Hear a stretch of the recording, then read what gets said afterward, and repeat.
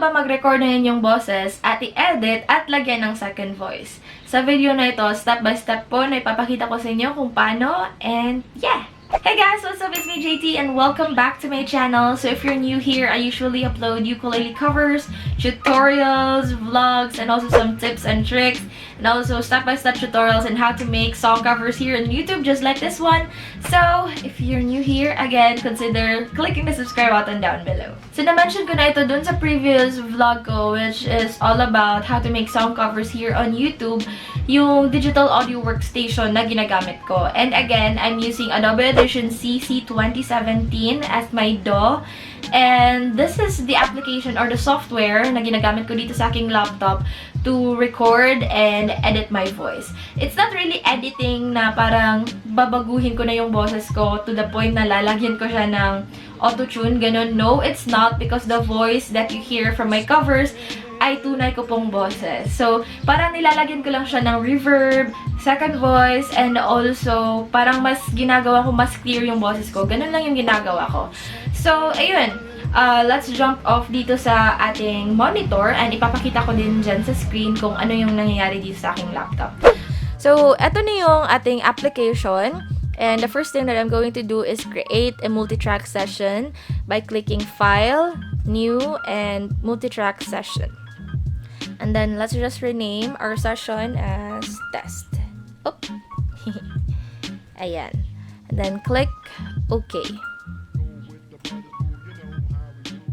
So, ato na yung ating multitrack. So, by the name itself, multitrack meaning multiple tracks or maraming tracks. So, dito sa ating screen, makikita natin we have track 1, track 2, and so on and so forth. Ayan. So, ato multitracking meaning you can add multiple voices in each of the track. Like, sa track 1, ito yung melody mo. Yung second track mo is yung second voice mo. Ayan. So, yun yung gagawin natin ngayon. And also, we can see here some letters like M, S, R, and I. So, yung microphone ko is a plug-and-play microphone and hindi na siya kailangan ng yung parang mixer na may phantom power, ganun. So, USB type siya, guys. So, isasaksak mo lang siya sa computer mo and then you're good to go. So, let's click R. And this stands for arm for record. And then, kung magre-record ka na, i-click mo itong red button. Okay? So, as you can see, dito na part, may green na parang hello, hello, hello. Ayan. So, nadadetect na niya yung boses ko. So, let's click record. Oops! Don't forget, you really need your earphones, earpods, headsets, whatever you call it. You really need this one. Ayan. So, let's try to record. Hello, sound check. 1, 2, 3. Hello, sound check. And then, let's click this red button again to stop. And, ayan. So, balik tayo dito and then let's replay. Hello, sound check. 1, 2, 3. Hello, sound check. And then, let's click this button again to stop. Ayan. So, ito na yung first na boses natin. Well, yung ginawa ko, nagsasalita lang ako. So, let's try to do another recording pero kakanta ako. Okay? So, delete lang natin ito. Oops. And then, magre-record ulit tayo. So, you can keep me inside the pocket of your ripped jeans, holding me closer till our eyes meet. You won't ever be alone. Wait for me to come home. So, ito na yung track natin wherein kumanta na ako. And then, let's try to play it again.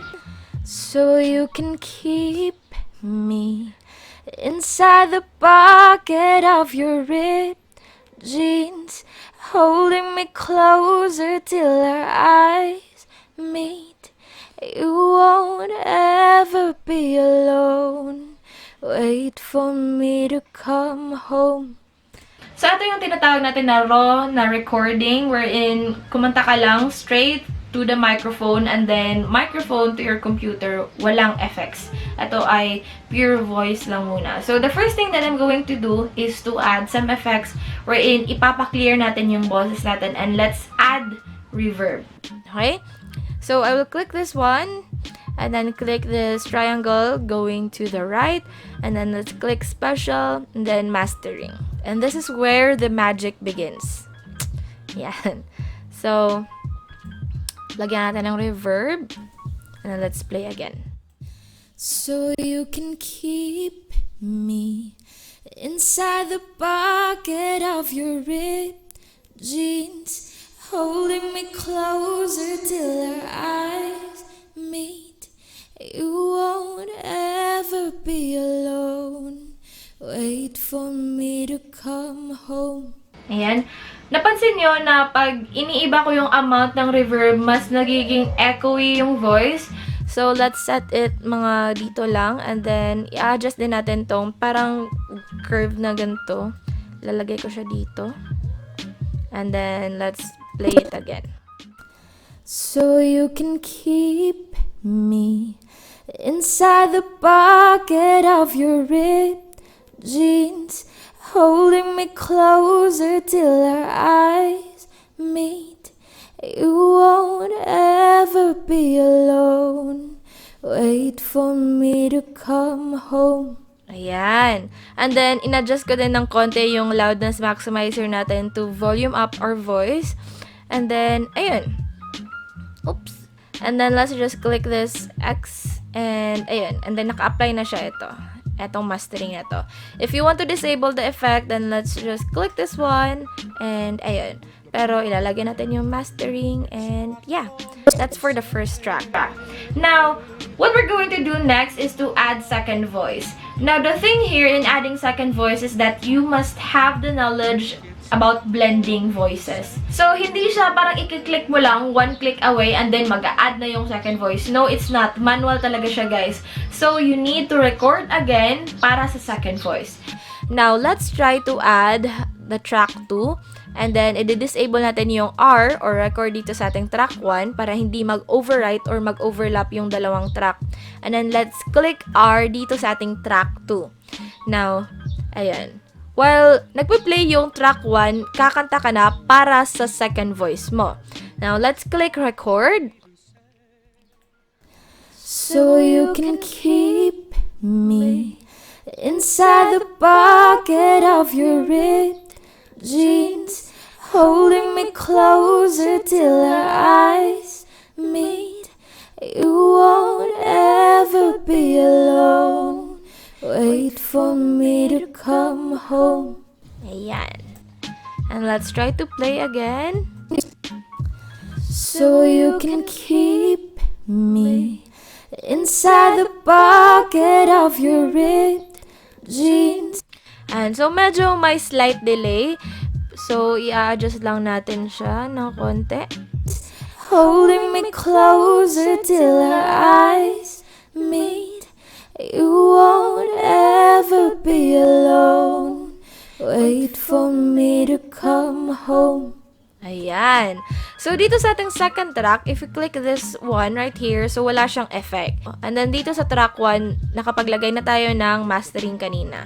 So, balik tayo dito sa track 2, and then let's add the same settings na nilagay natin kanina. Click special, and then mastering. And then, dapat medyo mas echoey ng konti ito. And then, let's lower down the second voice. And the next thing that I'm going to add is chorus. Dito natin siya makikita sa modulation, and then let's click chorus, and then makikita na nyo dito voices, and then we have here certain numbers. So if we click 2, which is by default 2, meaning parang dalawang boses yung maririnig mo from that track. Okay? So let's try to play it again. So you can keep me inside the pocket of your ripped jeans, holding me closer till our eyes meet. You won't ever be alone. Wait for me to come home. So, ganun lang guys. First track mo is yung melody mo or your main voice. And then the second track will be your second voice. And if you want to add more voices, then dun ka na sa track 3, track 4. So, kung gusto mo pang lagyan ng bass yung track 3, nabubulol ako. So, ayun, ilagay mo lang dun sa track 3. And again, i-click mo yung R dito sa track 3 and disable sa track 2. Kasi, yung mangyayari if you will not disable the track before is that mag-overlap yung boses mo. Tignan natin. Hello, So sound check. you can 1, 2, 3. Ayan. me. So, bale, dalawang beses siya nag-record sa track 2 and track 3. Now, if you're already satisfied with your cover, then let's click File, Export, Multitrack Mixdown, and then let's click Entire Session. And eto, sa desktop ko lang siya ilalagay, and then just rename your file na Test Mixdown. Okay na yun sa akin, and then click OK. Ayan. Tarang! So, aantayin lang natin siya ng konti. And, ayun. So, let's click this one. Test Mixdown. So you can keep me inside the pocket of your ripped jeans, holding me closer till our eyes meet. You won't ever be alone. Wait for me to come home. So, ganun lang po kasimple guys kung paano mag-recording yung boses, mag-edit, at maglagay ng second voice. So, if you're interested sa mga ganitong tutorials, let me know on the comment section below. And again, if you're new to my channel, click subscribe and like this video. And I'll see you guys on my next video. Bye! Hey guys! So thanks for watching, and if you like this video, please give it a big thumbs up. And if you're interested to watch my latest ukulele cover or tutorials, you may click the video right here. And if you're interested to watch my latest vlogs, you may click the video right there. And I'll see you guys on my next video, and make sure to subscribe. Bye!